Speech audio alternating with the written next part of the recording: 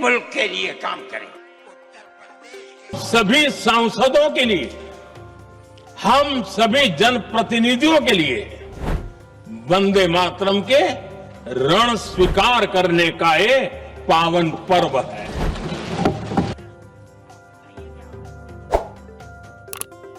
वंदे मातरम ये राष्ट्रगीत इस समय सदन में चर्चा का विषय है।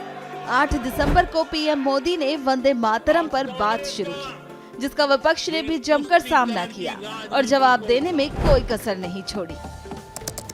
इसी कड़ी में प्रियंका गांधी का भी भाषण वायरल हो रहा है। वंदे मातरम पर चर्चा केवल अब सदन तक नहीं रह गई है, अब इस मुद्दे पर बहस सदन के बाहर भी छिड़ गई है। अरशद मदनी की बात करें तो इन्हें तो आप जानते ही होंगे, ये हैं जमीयत उलेमाए हिंद के अध्यक्ष।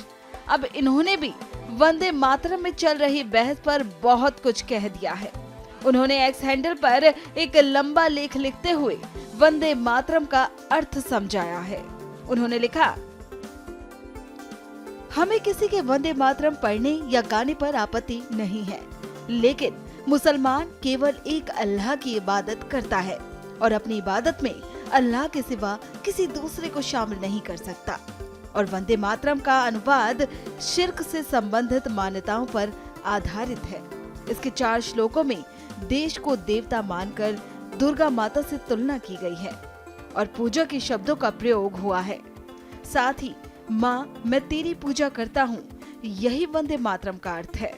ये किसी भी मुसलमान की धार्मिक आस्था के खिलाफ है, इसलिए किसी को उसकी आस्था के खिलाफ कोई नारा या गीत गाने के लिए मजबूर नहीं किया जा सकता, क्योंकि भारत का संविधान हर नागरिक को धार्मिक स्वतंत्रता और अभिव्यक्ति की स्वतंत्रता देता है।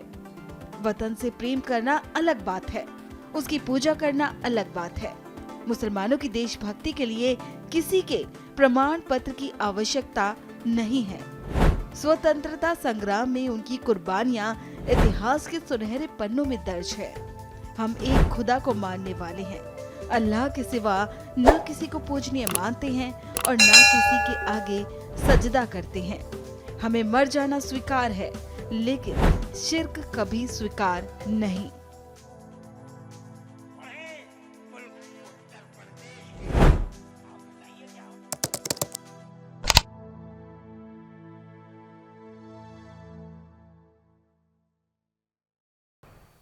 ऐसे ही वीडियोस के लिए लाइक करें, शेयर करें, फॉलो करें।